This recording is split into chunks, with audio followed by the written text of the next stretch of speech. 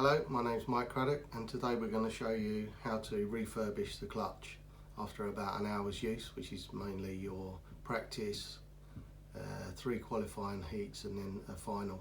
So it's going to be about an hour. We generally maintain the clutch and bearings and show you what to do with the clutch bell.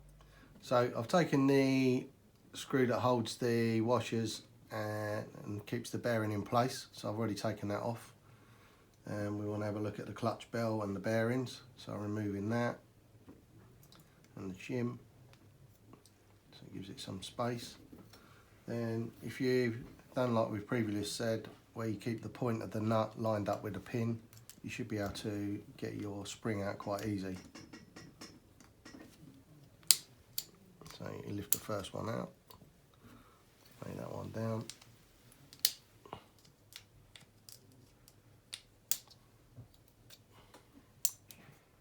And I think this clutch has had about an hour's use, so you want to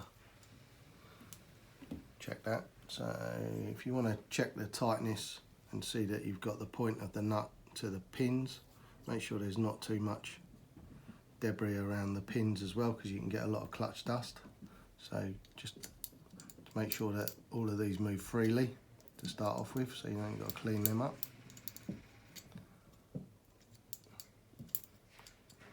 Make sure all the pins are level with the top of the nut. They're not protruding or moving out of position, and they're quite straight, because this can cause you clutch failure or breakage. And you've got your little washers on there, they're all fine. Always keep them on, because that just keeps you from wearing. You can see where the burrs have picked up and caught on the flywheel, which is this part here of the burrs. You've got quite a big burr there, because that's sitting down where the flywheel, and you'll get a burr coming over there. To check your clutch, you can see that it's well worn, because it won't let the spring in that way. So you have to put it through that way, and you need free movement. This will restrict your clutch movement and operation for a smooth operation of the clutch. So what you need to do is you need to get your trusty Dremel. Might be a bit of noise here.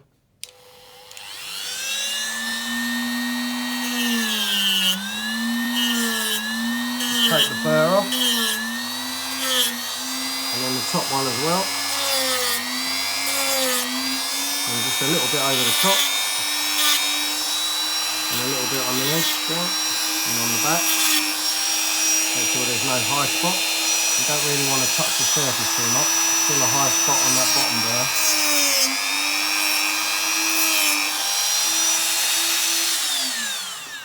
So there you go, you can see that we've deburred that. Then we need to get a scalpel in there and clean that up. So you can see that the spring won't go in the groove, but it'll go that way. So you want a slow, smooth operation. And another thing, people ask me, when do you know when your clutch shoe is worn down? Well, you can see that the spring is sitting below the clutch shoes. When it's sitting proud and it starts wearing, that's when you need new clutch shoes, because you're running your clutch on the spring, which will do damage to your clutch bell as well. And you will notice that you have a slight groove in the middle of your clutch bell. Also with the clutch bell, when you're using a carbon shoe, use the clutch bell with a carbon shoe. You may use a mixture of a carbon and aluminium, use that one separately. But if you're using full alley or full carbon, use separate shoes. It may sound expensive, but it will pay in the long run, the wear rate of your clutch. What we do with the clutch bell is we give that a clean out. Make sure there's no rough edges. You don't want to be touching anything with a file on here or a Dremel. Just make sure that everything is smooth in there, nothing toward catching, and you'll see a lot of clutch dust coming out. And the same with your bearings. When you check your bearing, just spin them over. If they're graunchy or anything like that, spray them out with some brake cleaner and then re-oil. So what I do is I wipe it over with a baby wipe, get most of the dirt off, check that that's okay and spins freely, and do the same with the other bearing.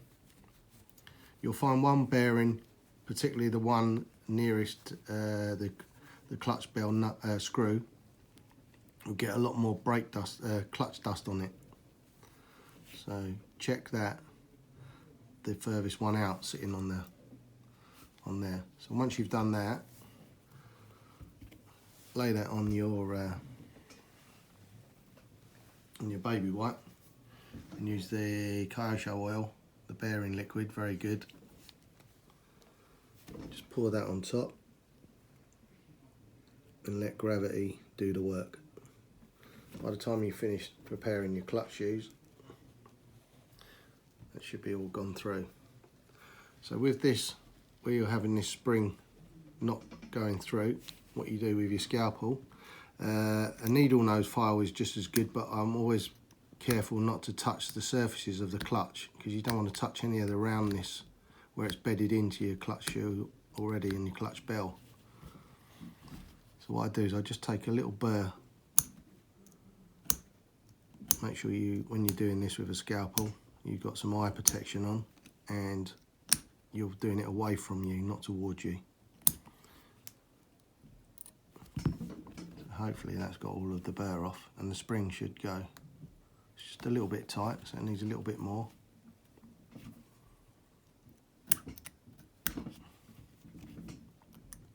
If you've got like a triangular mini file as well, it's quite good. You can sit it in the edge and just... Unfortunately, I forgot mine today, but a scalpel is good as well. Sometimes I like the scalpel. It just takes the right amount off, so you're not affecting the edges. So you can see that it's nice and flat now on the shoe. The spring should sit in there now, which it does. You can see it's a nice free movement, and that's what you're looking for. And again, check each one in case you're getting an uneven wear of your clutch shoe. You shouldn't do, but you can see there's plenty of meat left on that clutch for another couple of hours. But as soon as it gets near, so it's at the top there, you need to change, because you're going to do damage to your clutch bell and you won't get very good clutch. You'll have a slipping.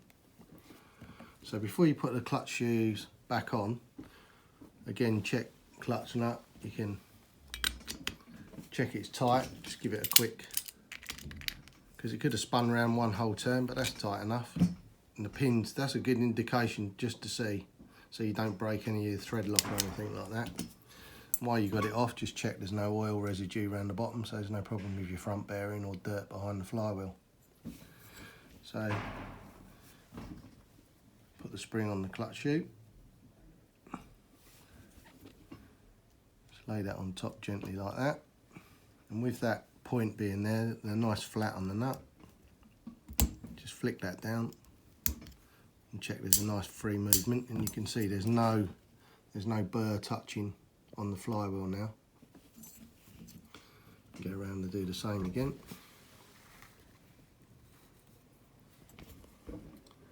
Just push that one over, leave that on top, just gently push it down like that, push the thing, make sure you can hear it click into place. Check again.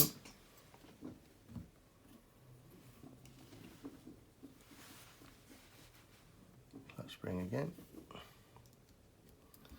Clutch springs in good condition. You can either put new ones on or just check there's no grooves in the clutch spring or anything like that. Just make sure they look good and not distorted.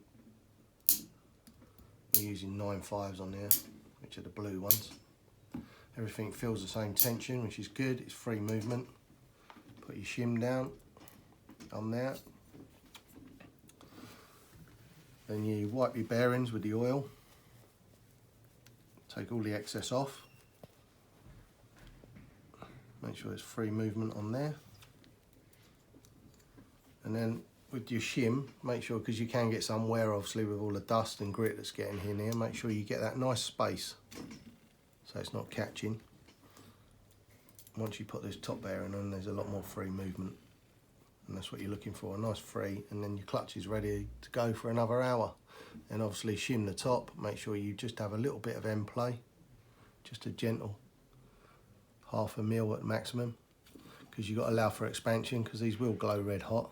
And bearings, if you're not sure about the bearings, just change them. It's better to be safe than sorry, because you'll do a load of damage to your spur gear and to your clutch bell. Okay, hope you found that useful. Thank you.